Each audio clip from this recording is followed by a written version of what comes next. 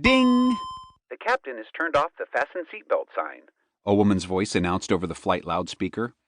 Yes, Merle whispered to Pearl, who was snuggled into the window seat with him. This belt is so constricting.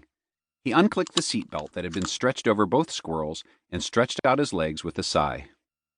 Please keep your seatbelts fastened at all times when seated, the woman's voice announced.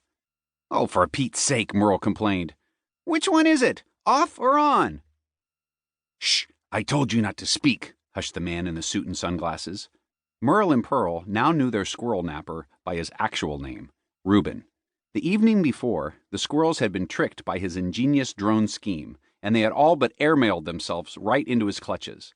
In the hours that followed, they were whisked to the airport, fitted into oversized emotional support dog vests, which, even though they were designed for chihuahuas, were way too roomy for squirrels, and loaded onto an international flight.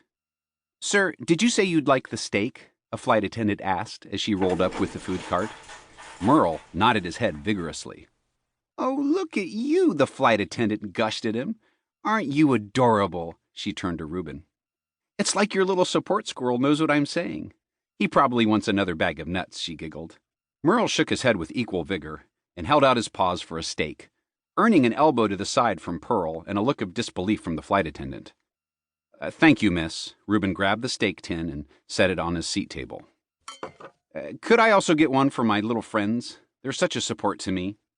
I'm sure they are, the flight attendant said, still looking shocked. She handed Reuben another steak meal. Be sure to stay buckled while seated. She gave them another uncomfortable smile and slunk away. When you get a chance, can you ask her for a cheese tray? Gorgonzola would be tremendous with this steak, Merle whispered to Reuben, holding up the business class flight menu. Shh! Reuben shushed grumpily as Pearl buckled herself and Merle up again.